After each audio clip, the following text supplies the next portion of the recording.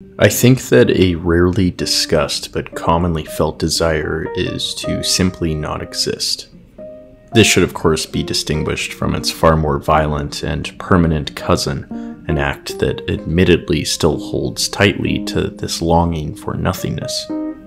But the former sensation is far more vague. To not have to experience this anymore. To never have been born. To go to sleep forever. I feel it when I'm embarrassed or ashamed. House parties with strangers, social rejection, isolation. Sometimes, at its heaviest, it springs forth from the paranoid pondering of solitary thought. Would I want to live on a dying earth? Am I a burden to others? Am I enough? And sometimes I simply find myself condemned within a mind of misery. Within me emerges a deep longing to not be there, and sometimes to not be anywhere. In these moments, the hypothetical comfort of losing all awareness and sensation can be a little too inviting. Which is quite strange in a sense. In the presence of immense suffering and discomfort, we find this capacity to fetishize oblivion. Fetish is, I think, an appropriate word here, as it denotes the obsessive and frantic pursuit of a fantasy that will likely fail to live up to its hype.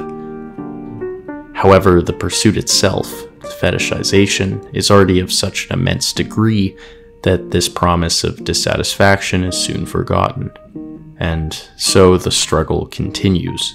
But with this unique pursuit towards nothingness, we reach a radical attempt at this fantasy of non-being. If we succeed, we will never experience it fully. And that's kind of the point. We won't be satisfied. We simply won't be anything. But the escape hatch is always there.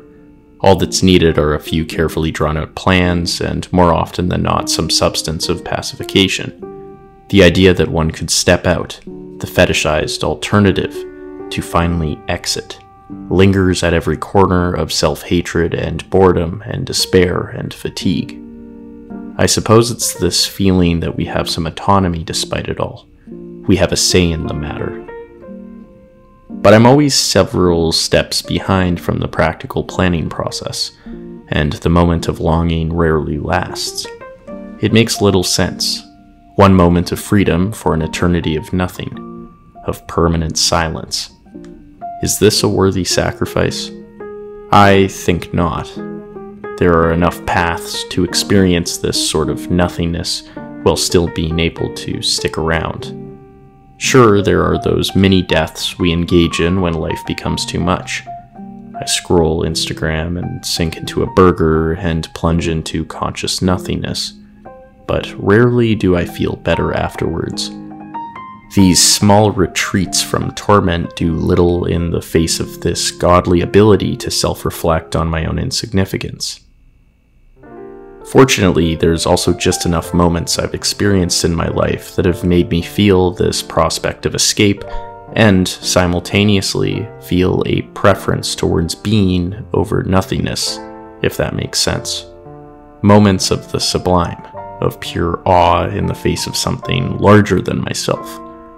I'm nothing in the presence of a beautiful song or piece of art, or moments of shared connection between friends and lovers, or making something that others enjoy and perhaps even relate to. Those fleeting seconds that force me to stare into the fragility of it all, to realize that being itself is pure chance. My own existence is a brief moment awake. I'm barely anything to begin with. And that's perfectly fine, because at every moment awaits some beautiful potentiality I am not yet prepared for. And I know this only because I've experienced it before. But if I give up now, there's no going back. Non-existence will come to me soon enough. So why not stick it out for just a little bit longer?